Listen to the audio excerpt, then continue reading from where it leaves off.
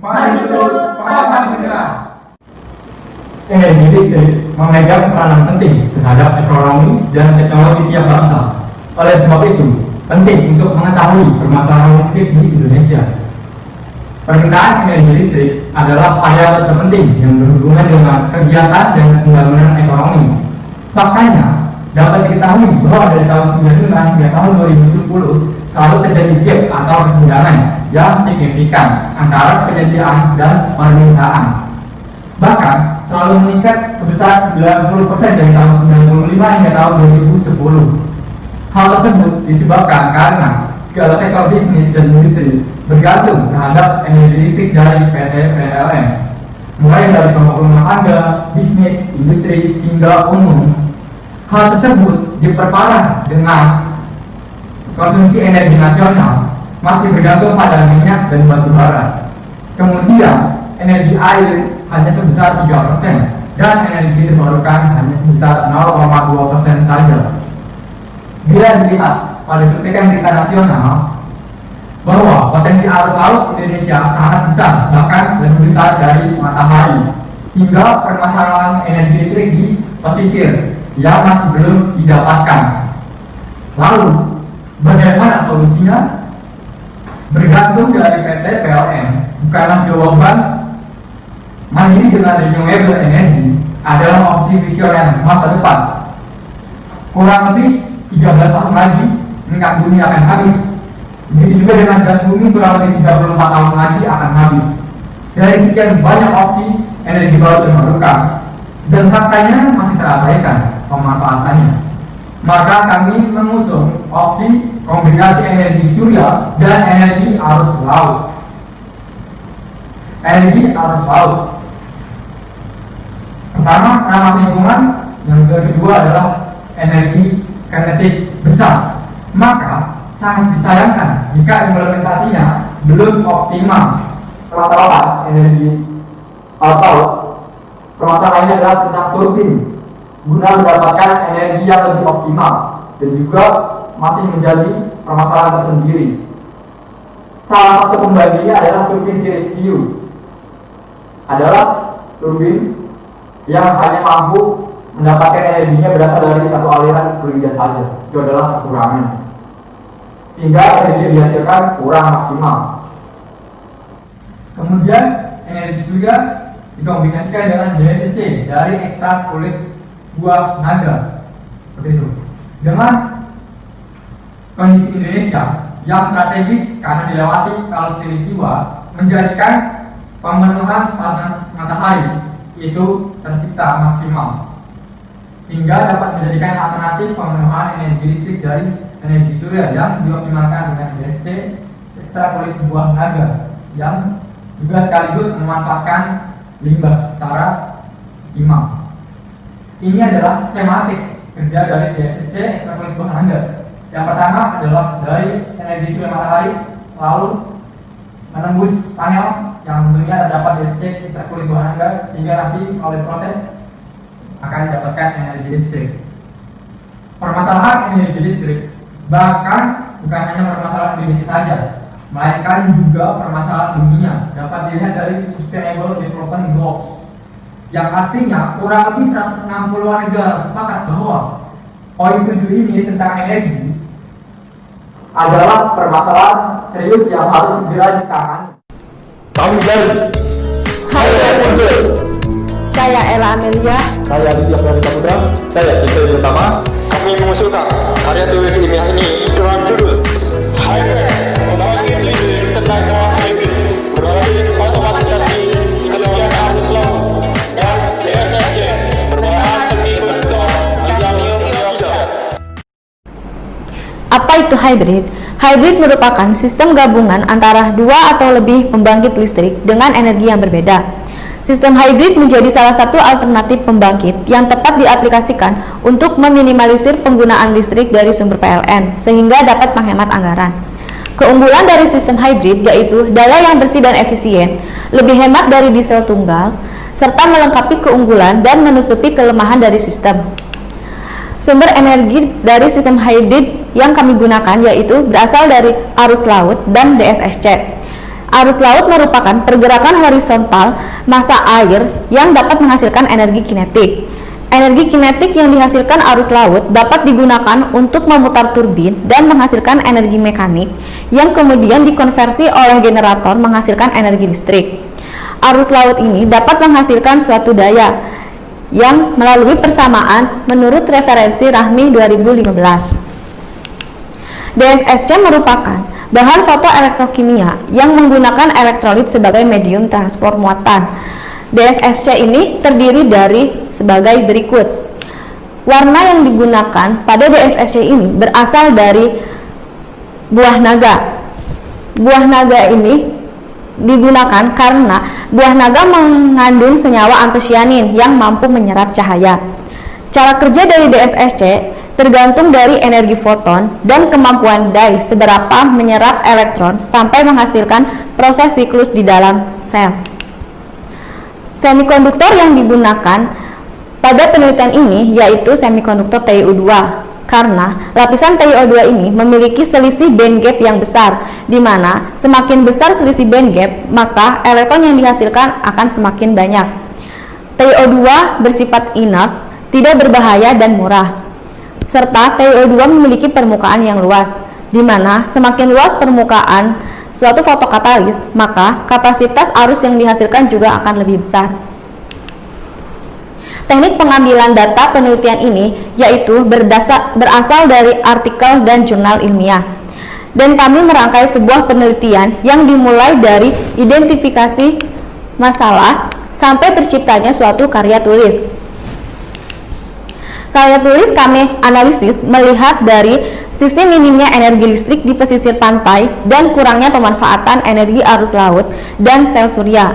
Maka dari itu, kami mendesain sebuah turbin yang dapat menangkap fluida dari segala arah untuk mengoptimalkan energi listrik. Jadi solusinya, Highwave pembangkit listrik tenaga hybrid berbasis otomatisasi ketinggian arus laut dan DSSC berbahan semikonduktor TiO2. Highwave memberikan output sumber energi alternatif bagi kebutuhan masyarakat di daerah terpencil. Pembuatan prototipe Highwave kita mulai dari survei lapangan dan pengumpulan data literatur. Yang kedua, mendesain rancangan alat. Yang ketiga, pembuatan sistem otomatisasi yaitu turbin elektronik.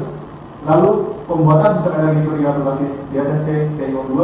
Lalu penggabungan sistem dan uji coba prototipe. Dan jika prototipe itu berhasil, maka kita lanjut sebagai prototipe Highwave bekerja dengan optimal. Namun, jika tidak bisa, kita akan mengulang kembali ke mendesain rancangan alat. Karena kita menggunakan sistem hybrid, di mana menggabungkan sebuah sistem energi, kita menggunakan energi arus laut dan energi surya. Arus laut memiliki input seperti arus laut dengan ketinggian yang tidak konstan akan diproses dengan hukum Archimedes, generator dan aki, dan akan mengeluarkan output energi listrik. Selanjutnya, energi surya memiliki inputan cahaya matahari dan prosesnya akan dilalui oleh DSSC menggunakan TiO2, generator, aki, dan akan menghasilkan keluaran energi listrik. Berikut ini merupakan bagian-bagian dari sistem Highwave yang terpenting. Yang pertama, pelampung, rel arah vertikal, turbin dari elektronik, dan gear. Dan turbin ini memiliki komponen yang berbahan komposit karbon fiber dan tiangnya bisa menggunakan beton dan kabel pengantarnya menggunakan jaringan tegangan rendah. Dan cat yang dilapisi dari beton ini merupakan cat anti korosi mengandung pigmen dasar zinc. Dan prinsip dari sistem tersebut yaitu menggunakan hukum Archimedes, di mana turbin ini bergerak fleksibel, bisa menggunakan gaya apung ke atas, tengah atau ke bawah.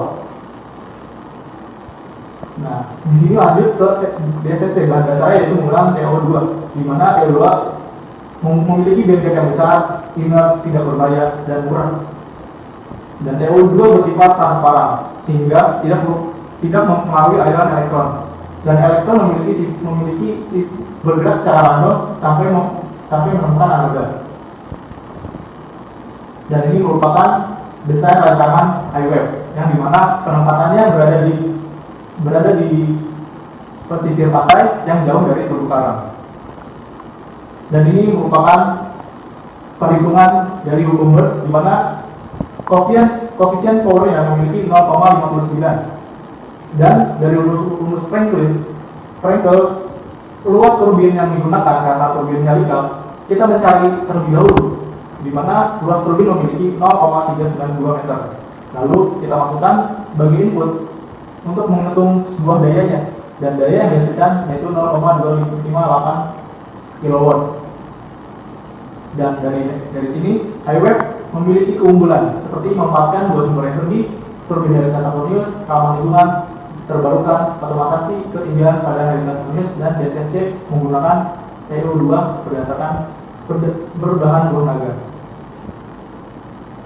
Nah, dari sini saya akan menyimpulkan bahwa karya tulis ini memiliki satu, besar rancangan dan prosedur pembuatan HiWave yang berhasil dibuat. Yang kedua, HiWave dapat menjadi salah satu solusi mengatasi kesulitan energi listrik di daerah pesisir yang terpencil. Yang ketiga, desain rancangan HiWave sangat logis berdasarkan literatur ilmiah sehingga potensial diimplementasikan.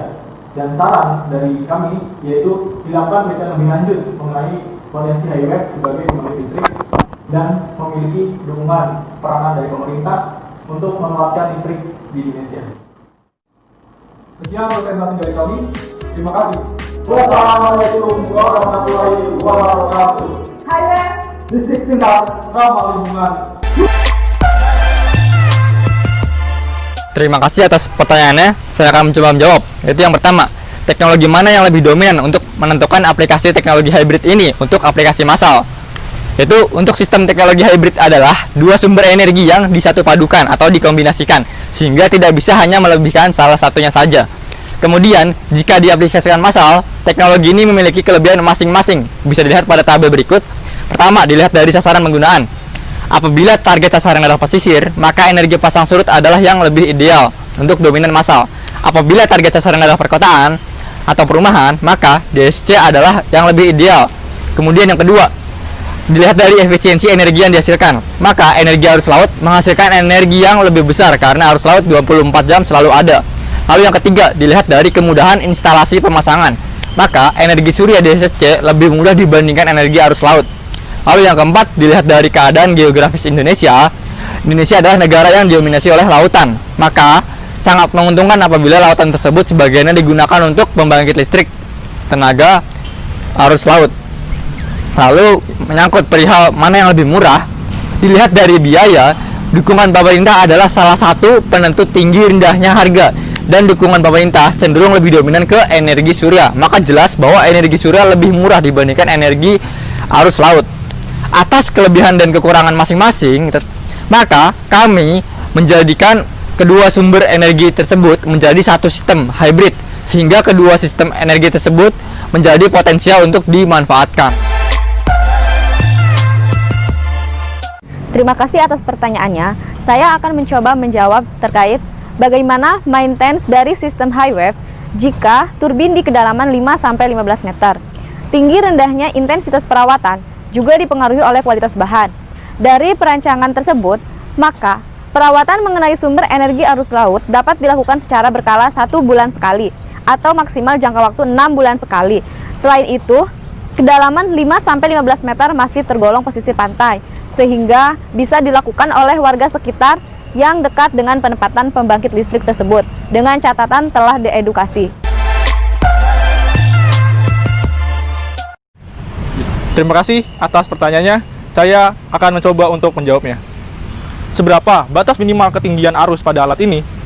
Untuk yang diutamakan adalah batas minimal kecepatan arus agar menggerakkan turbin.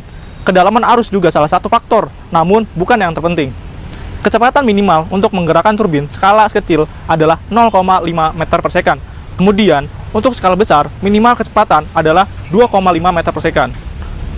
Dalam hal ini, HiWave diimplementasikan pada kedalaman 5-15 untuk skala kecil, yaitu produksi maksimal sebesar 2 kW. Sedangkan apabila skala besar, maka minimum kedalaman adalah 20-50 meter. Sekian dari kami ucapkan terima kasih. HiWave Listrik pintar, ramah lingkungan. juara!